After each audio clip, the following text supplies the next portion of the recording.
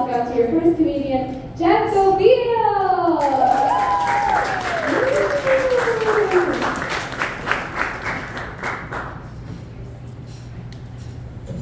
What's up, Barnhammer? How are we doing tonight? Yeah, what an intro. Holy Lord, I can't live up to that. Who's ready for some disappointment?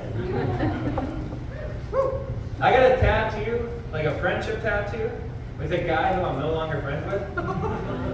Yeah, that's my luck. He got a duck with a top hat, and he's twirling a cane. And I got a broken heart with a top hat. It's twirling a cane. And you guys know what Blue Monday is? Blue Monday was this past Monday. The third Monday of January is the most depressing day of the year. And I kind of feel like that depression is following me this week. Because I hit my 1 year sober anniversary of no more booze and drugs and stuff. If anyone's thinking of quitting drinking, don't. Like today, for instance, I made 12 jokes about suicide and like no one checked in on me. I made 13 jokes about suicide when I was sure. You guys, what the hell? I thought you were my friends. Now let me apologize for the energy up top. Usually gets me a little bit to get going. I had a long day at work, and then after work I tried taking a power nap. Have you seen this? Have you heard of this power nap? Except when I finished my power nap, it made me more groggy than before I went down for a nap. So I had me a power shower. That's the new move. You just go in the shower for a minute, no shampoo, nothing, just cold water, blast yourself, and you're good to go. That didn't work either though, so I did a whole bunch of power cocaine. Just a bunch, line after line. Yeah, I'm a bit of a stinker when I'm on stage. You can even hear it in my voice, like it's not even an energy thing, this is an asthma thing.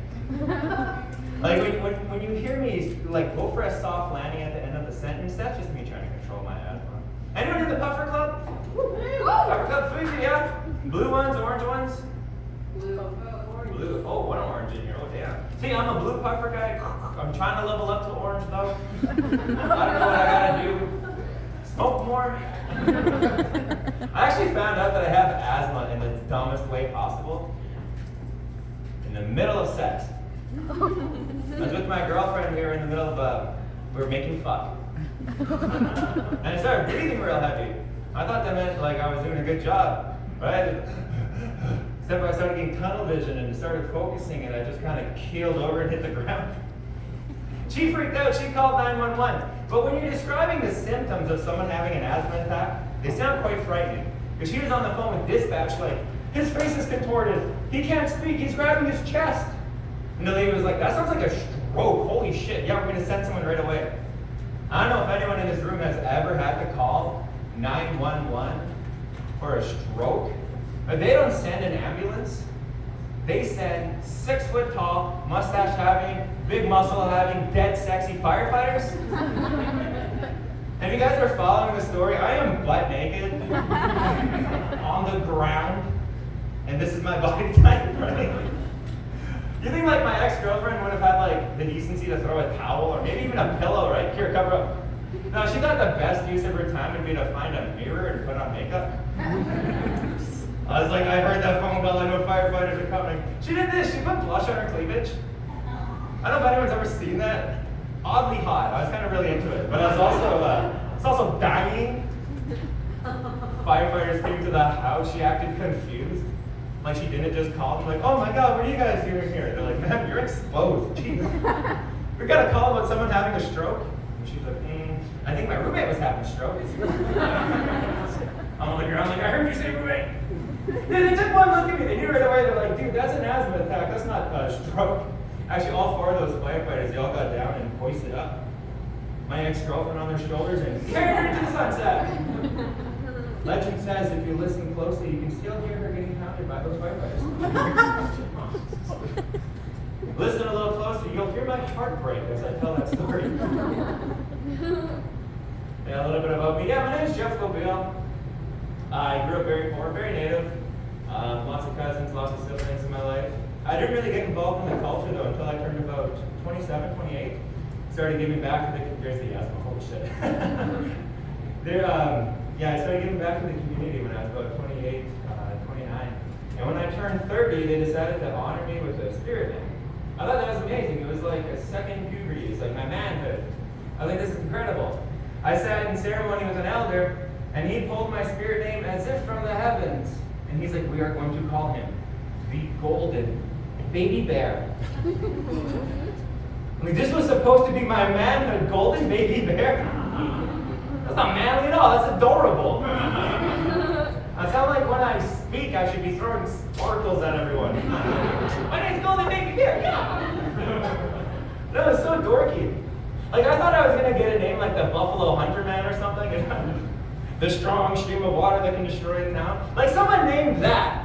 He can live off the land and provide his family just off the land. And Golden Baby Bear doesn't have a girlfriend.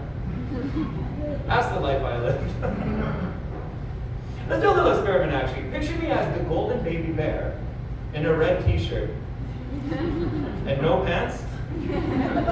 I'm just Winnie the Pooh. I got my spirit name, I was like, oh, bother. No, you know what I hear? A lot of people tell me I don't look native. They always guess me at T. It's usually actually other native people saying that, though.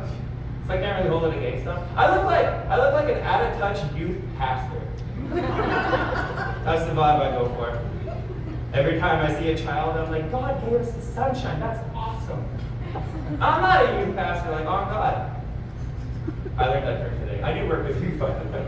Well, that was like on the old list. No, speaking of God, I did go to a private Catholic elementary. My father thought it would save me. I mean, like, to his credit, here. Maybe a little bit to his discredit, here I am. 33 years old doing comedy. No, I went to a private Catholic elementary, and when I was in the 3rd grade, this guy on the street, he was having a bit of an episode, and he came on the playground, and he ended up kicking the shit out of some poor kid. That's not a joke, but just follow the story for a sec.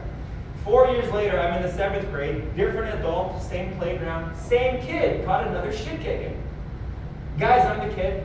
Just want to relate to you a little bit, tell you about my life.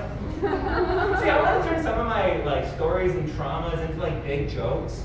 So I talked to a better comic than I am, and I was like, what can I do with this? How can I work this into maybe like a banger? And he's like, you should tell a therapist.